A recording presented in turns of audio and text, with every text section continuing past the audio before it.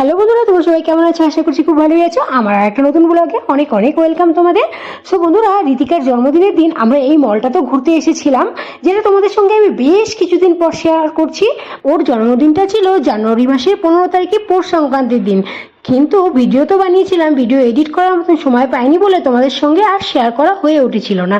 So বন্ধুরা, আমরা এই মলটা বেশি একটা বড় না, ছোটোখাটো মল, কিন্তু আমাদের বাড়ির থেকে অনেকটাই দূরে আমরা এসেছি এখানে ঘুরতে। তো মলটাতে আসলাম, কিছু এখান থেকে আমরা কেনাকাটাও করব, যেটা কেনাকাটা করব সেটার ভিডিও আর করা হয়েছিল না, তার জন্য সেটা আমি তোমাদের সঙ্গে শেয়ার করতে পারছি না। কেন দাঁড়িয়ে আছি জানো? টেডি বিয়ারের সঙ্গে সেলফি নেবো বলে দাঁড়িয়ে আছি, মানে তারাও তো নিচ্ছে, তাই জন্য আমরা ওয়েট করছি, তাদের নেওয়া হয়ে গেলে আমরা। সেই টেডিটা ব্যস্ত ছিল বলে আমরা পেছন ঘুরিয়ে দেখলাম মাঙ্কি টেডি, তো মাঙ্কি টেডির কাছে চলে আসলাম।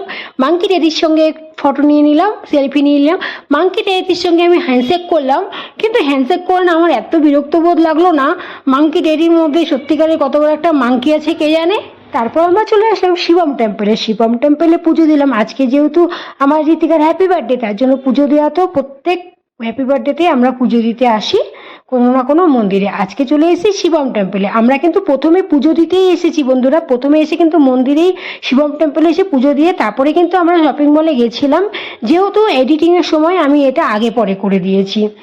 আর যাই হোক, এখানে দেখতে পাচ্ছ কত ধূপকাঠি লাগিয়েছিল। কি এখানে আমি ধূপকাঠি লাগাতেই দেখো কারণ ভয় পাচ্ছি, মানে আমি জায়গা খুঁজে পাচ্ছি না, এত লম্বা লম্বা এত ভরা ধূপকাঠি, যদি হাতের মধ্যে ছেঁকা খেয়ে যায়। এখন রাতে 8টা, 8:30 বাজে। এই টাইমে আমাদের ঘরে এখন আমার ঋতিকার যে ফ্রেন্ড আছে তাদেরকে ডেকে ছোটোখাটো একটা পার্টি হলো। এই দেখো সব থেকে ছোটোটা নিচে বসেছে, দেখেছো তো? ছোটো বাচ্চাদেরগুলোকে বলেছি আর বাচ্চার মাদেরকেও বলেছি, তো বাচ্চার মারা এখনো পর্যন্ত আসেনি, বাচ্চাগুলো প্রথমে এসেছে, বাচ্চার মাগুলোও আসবে এক্ষুনি।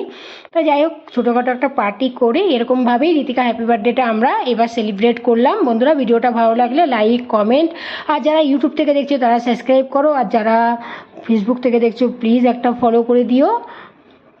নিচে যে ছোট্ট বাবুটা দাঁড়িয়ে আছে না, এই ছোট্ট বাবুটা একটা ঋতিকাকে ছোট্ট গিফট দিয়েছে, সেই গিফটটাই ঋতিকা এখন আনবক্স করছিল। আনবক্স করার পরে দেখো এখানে দিয়েছে ছোট্ট একটা গণেশ ঠাকুর।